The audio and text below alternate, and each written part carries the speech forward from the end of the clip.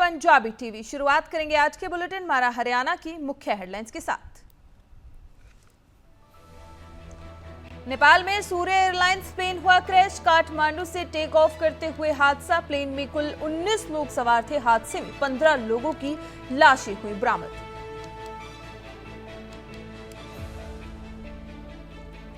रोहतक की पीटीसी सुनारिया में passing out parade. CM ने कार्यक्रम में की शिरकत। कार्यक्रम के बाद दिल्ली रवाना हुए सीएम सैनी।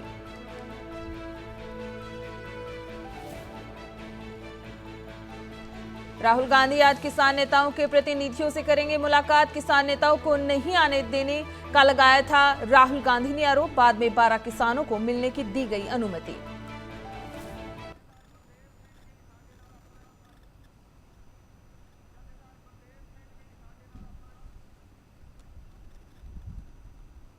करनाल में पति ने उठाया खौफनाक कदम। पत्नी को उतारा मौत के घाट। पुलिस मामले की जांच में जुटी।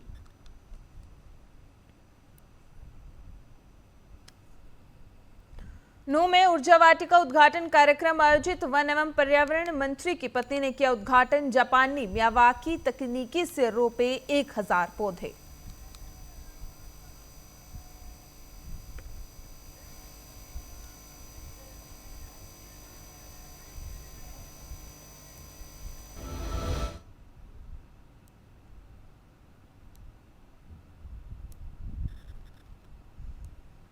अब खबरें विस्तार से। शंभू बॉर्डर मामले पर सुप्रीम कोर्ट का बड़ा फैसला सामने आया है। फिलहाल स्थिति जो की त्यों बनाए रखने के आदेश दिए हैं। कोर्ट ने एक कमेटी बनाने का भी सुझाव दिया है। गठित कमेटी किसानों और सरकार के बीच करवाएगी समझौता। सुप्रीम कोर्ट खोलने पर रोकने, पंजाब और हरियाणा से शंभू सीमा पर चरणबद्ध तरीके से बैरिकेड्स हटाने के लिए कदम उठाने को कहा ताकि जनता को कोई असुविधा ना हो। आपको बता दें, शंभू बॉर्डर मामले पर सुप्रीम कोर्ट का बड़ा फैसला। फिलहाल स्थिति जो की त्यों बनाए रखने के आदेश दिए हैं।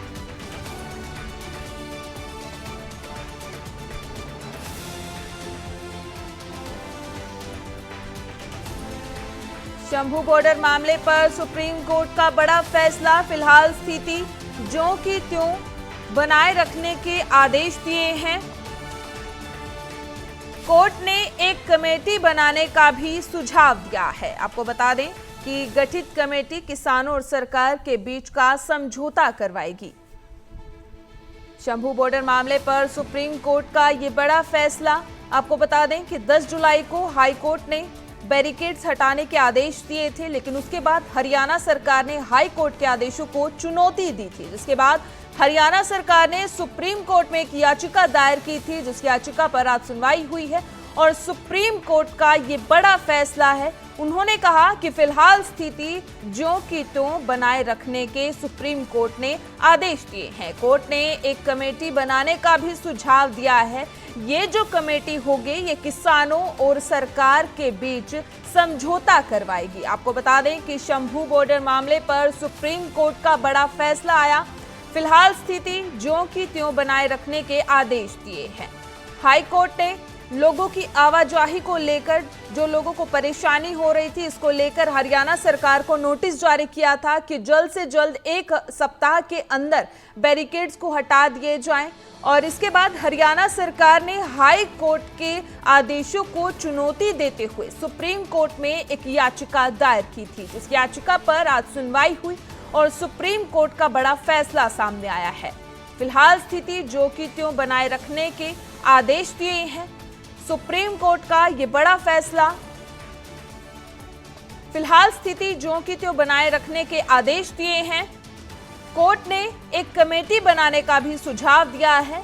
गठित कमेटी में किसानों और सरकार के बीच समझौता करवाएगी। जो कमेटी है, आपको बता दें, शंभू बॉर्डर मामले पर सुप्रीम कोर्ट का बड़ा फैसला आया है। सुप्रीम कोर्ट ने फिलहाल स्थिति जो की त्यों बनाए रखने के आदेश दिए हैं और इसके साथ ही सुप्रीम कोर्ट ने एक कमेटी बनाने का भी सुझाव दिया है। जो कमेटी होगी वो किसानों और सरकार के बीच समझौता करवाएगी।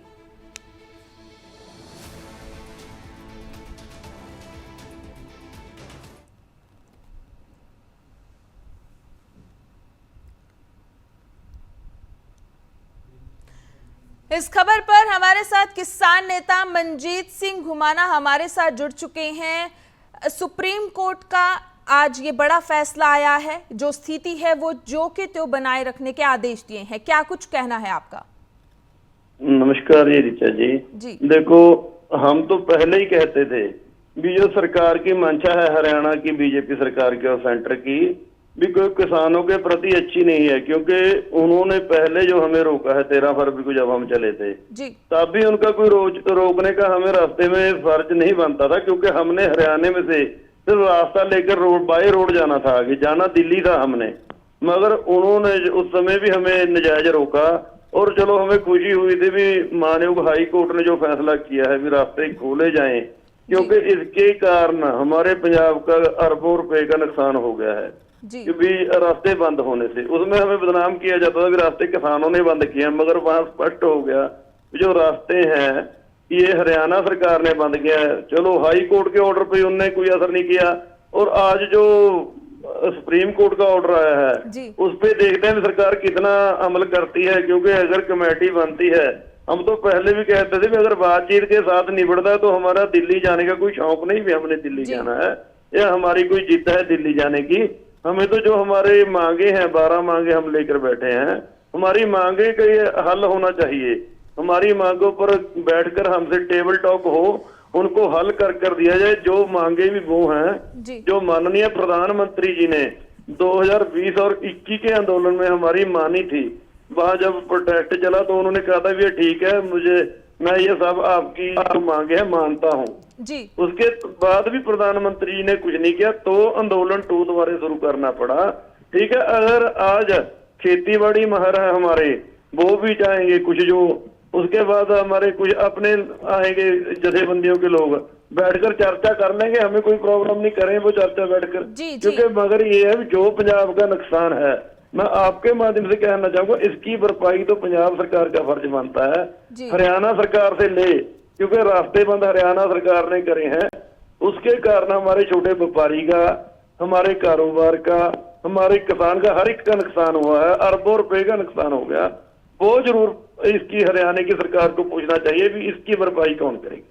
जी मनजीत जी, कोर्ट ने एक कमेटी बनाने का भी सुझाव दिया है, जो कमेटी किसानों और सरकार के बीच समझौता करवाएगी। क्या आपको लगता है कि बातचीत से हल होगा?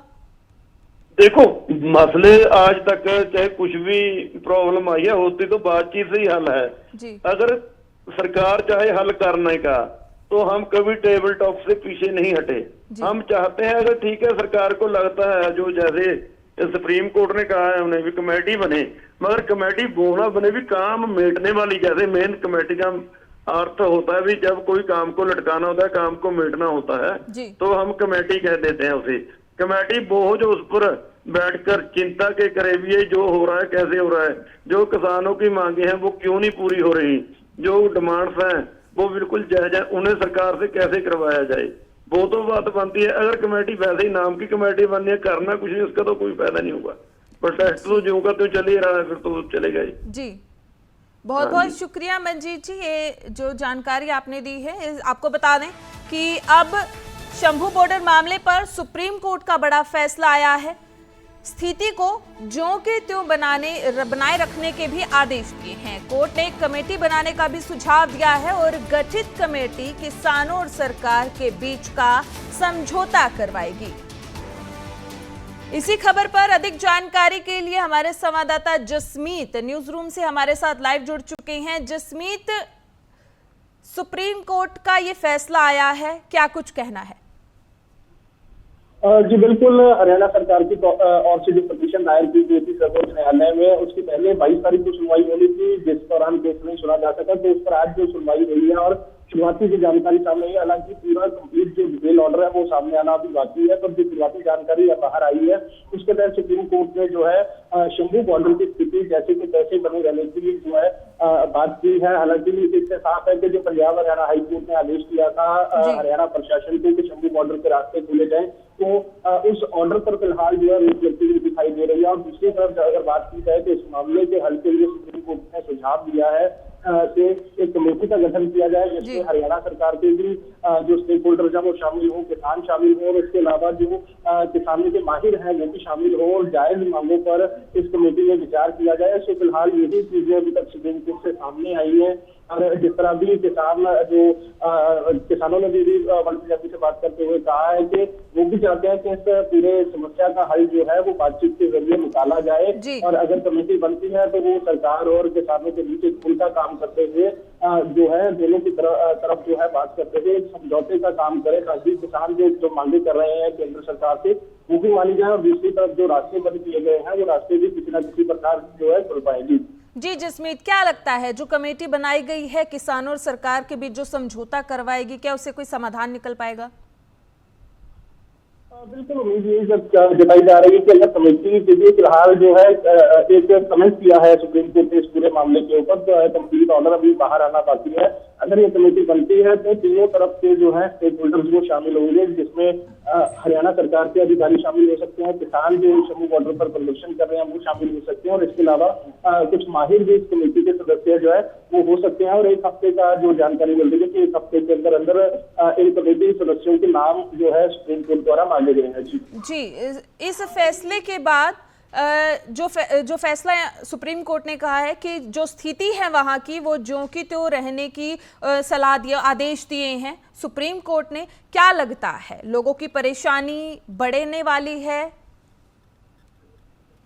बिल्कुल यही अंदाजा लग रहा है कि इससे लोगों की परेशानी आने वाले दिनों तक और बढ़ सकती है, क्योंकि पहले पंजाब हरियाणा हाईकोर्ट के आदेशों के बाद ये लोगों की तरफ से ये सोचा जा रहा था कि जल्दी ये रास्ते खुलेंगे, और चाहे वो हरियाणा की बात है, पंजाब की बात है, और जो व्यापारी हैं उनको सीधे तौर पर लाभ होगा, और वो लोग जो दिल्ली एयरपोर्ट जाते हैं या दिल्ली से पंजाब आते हैं तो उनको भी राहत मिलेगी, लंबे रास्तों से उन्हें नहीं जाना पड़ेगा। पर जिस प्रकार से सुप्रीम कोर्ट द्वारा स्थिति वैसी बनी होने के लिए आदेश भी जारी किए गए हैं, तो इससे आने वाले 3 दिनों तक शंभू बॉर्डर जो है वो बंद की रहेगा, ऐसा अनुमान जो लग रहा है, और लोगों को उसी प्रकार से समस्याएं जो है पेश आती रहेंगी, चाहे वो यात्री हो या फिर व्यापारी होगी।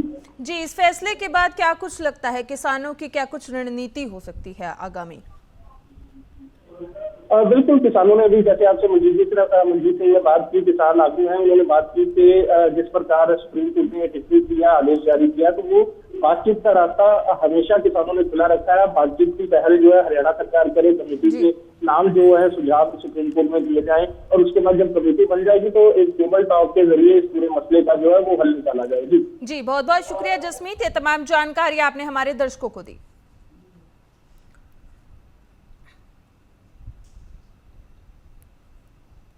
आगे बढ़ते हैं। रोहतक की पीटीसी सुनारिया में पासिंग आउट परेड का आयोजन किया गया था, जहां पर सीएम ने कार्यक्रम में शिरकत की थी। कार्यक्रम के बाद दिल्ली रवाना हुए सीएम सैनी। आपको बता दें कि रोहतक में कार्यक्रम आयोजित हुआ था, जहां पर सीएम ने बतौर मुख्य अतिथि शिरकत की थी। उसके बाद कार्यक्रम के बाद सीधा दिल्ली रवाना हो गए हैं सीएम नायब सिंह सैनी।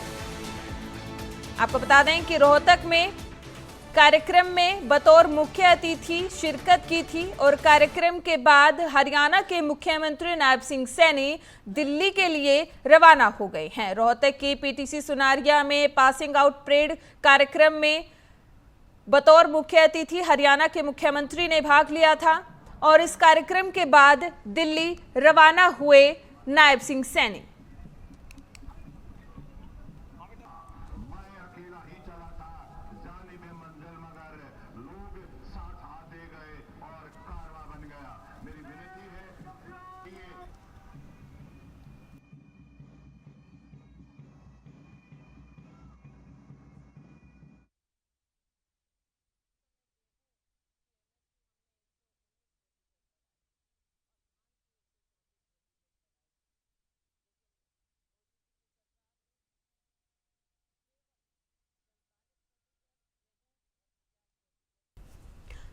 लोकसभा सदन की कार्रवाई जारी है, अब सीधा रुख करेंगे।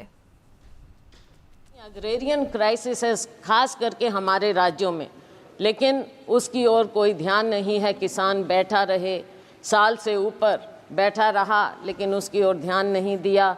ऐसे बना देते हैं जैसे कोई दुश्मन हो, किसी दुश्मन देश के साथ बॉर्डर बनाए जाते हों। ऐसी बात होनी नहीं चाहिए।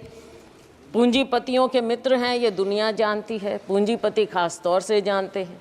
किसान अपने दुख को समझते हुए ये जानता है कि केवल और केवल पूंजीपतियों का ध्यान दिया जाएगा।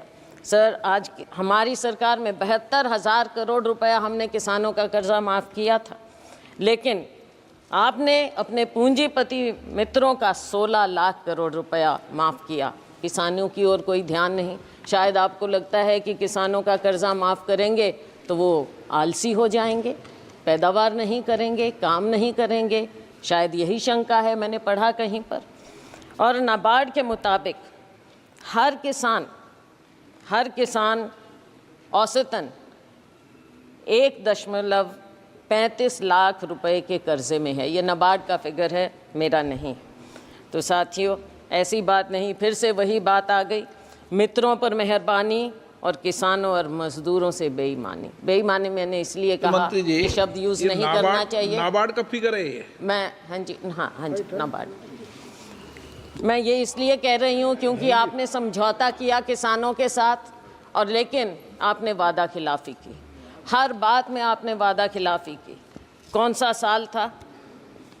2021, और आज कौन सा साल आ गया है, कौन सा समय आ गया है। किसान अपना दुख लेकर फिर भी बैठा है। किसान को आप उग्रवादी मत करिए, लेकिन आप उसको मजबूर मत कीजिए उग्र होने पर। और मजबूर और मजदूर दोनों बना दिया है आपने किसान को, मजदूर को, किसी और ध्यान नहीं है। और इसके ऊपर एक और फसल बीमा योजना हमारे यहाँ अपने प्रदेश की मैं बात कर सकती हूँ।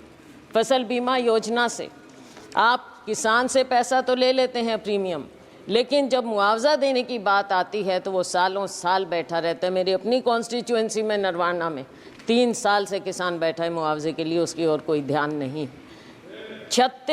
3,40,000 करोड़ रुपया आपको प्रॉफिट मिला है बीमा कंपनियों को, लेकिन जब किसान को देने की बात आती है तो वो दर दर भटकता रहता है, कोई उसकी ओर ध्यान नहीं। माननीय अध्यक्ष महोदय, किसान धरने पर बैठा रहा। 736 किसान शहीद हो गए, चले गए इस दुनिया से, लेकिन उनके बारे में एक भी शब्द नहीं बोला गया, ना उन्हें कुछ देने की बात की। आज भी हरियाणा और पंजाब शंभू बॉर्डर पर किसान बैठा है, मजबूर है, लोगों को आने जाने की भी तकलीफ है, लेकिन आप उस मजबूर किसान की ओर देखना तक नहीं चाहते, और वो उस बॉर्डर पर बैठा है। किसान क्या मांग रहा है? आप एमएसपी देने की बात करते हैं, लेकिन बात तो लीगल गारंटी की है। इस वादे को क्यों नहीं याद करते? किसान को जब तक आप लीगल गारंटी नहीं देंगे उसके एमएसपी की, तब तक आप किसान के साथ इंसाफ नहीं कर सकते। और ये किसानों से आप पूछ लीजिए, हम जिस अन्नदाता की आपने बात की, अगर अन्नदाता कमज़ोर होगा तो ये देश कभी आगे पनप नहीं सकता, ना किसी का विकास होगा और ना ये विकसित भारत हो सकता, अगर किसान और मजदूर इस तरह से मजबूर हो जाएगा। हमने अपने मैनिफेस्टो में उनको लीगल गारंटी की बात की। अगर ये हमारा मैनिफेस्टो का ये बिंदु भी पढ़ लेते तो बहुत अच्छा होता। सर, मज़दूरों की दयनीय स्थिति और ख़ास तौर से ग्रामीण मज़दूर की जो स्थिति हो गई, भारतीय जनता पार्टी के मोदी सरकार के 10 साल में मजदूरी वृद्धि केवल 1% हर साल की गई, उससे भी कम। और अगर मनरेगा की बात करें, मुझे दुख इस बात का हुआ कि मनरेगा का एक बार भी नाम नहीं लिया गया इस पूरे बजट में। और मनरेगा तो वो है जिसे आप पहले नाकारते थे, फिर आपने समझा, आपने उसको अपनाया। बेशक हम पर कटाक्ष करके माननीय प्रधानमंत्री जी ने मनरेगा को अपनाया, लेकिन अपनाया। और अगर कोई सेवियर था कोविड में ग्रामीण क्षेत्र में तो वो मनरेगा था, और आप आज मनरेगा को भूल गए। मनरेगा बजट समय से याद ही नहीं रखते हैं। और गरीब को जब आप याद ही नहीं रखेंगे, मजदूर को ग्रामीण क्षेत्र में सबसे ज़्यादा बुरा हाल है। किसान का और ग्रामीण मजदूर का, खेती और मजदूर का चोली दामन का साथ है। आपने दोनों को भुला दिया है। देश कहाँ आगे जाएगा? केवल पूंजीपतियों के लिए। ग्रामीण क्षेत्र में भी आपने पूंजीपतियों को घुसा दिया, और वो भी बड़े बड़ों को। साइलोज वहाँ पर लग गए, वहाँ पे मजदूर भी। मंडियों में मजदूरों का बुरा हाल है, आज वो बेरोजगार हो गए हैं। आज उनको 2-3 हज़ार रुपया महीने का मिलता है। मजदूर और दयनीय हो गया है। तो इस पर आपको ध्यान रखना चाहिए। न्यूनतम वेतन प्रतिदिन का 400 रुपया होना चाहिए। ये देश भर की डिमांड है, और हम कहते हैं कि हमारा समय आएगा, हम 400 रुपया ज़रूर करेंगे, और ये होना चाहिए। सरकार को इस बात को मानना चाहिए, गरीब की बात को मानना चाहिए, मनरेगा की बात को, कि न्यूनतम मूल्य, न्यूनतम वेतन आप 400 रुपया करें। आप गरीब को भी 5 किलो अनाज देकर कृपया लाइन में ना खड़ा करें, उसे उसका हक दें, उसको ऊपर उठाने की बात करें, ना कि केवल आप कहते हैं कि 80 करोड़। लोकसभा की कार्यवाही लगातार जारी है। जैसे कि आप लोगों ने सुना कि सिरसा की सांसद कुमारी सैलजा ने किसानों और मनरेगा मजदूर के हक में आवाज उठाई है। तो ये कार्यवाही है, लगातार जारी रहेगी। फिलहाल इस बुलेटिन में इतना ही। दीजिए मुझे इजाजत। धन्यवाद।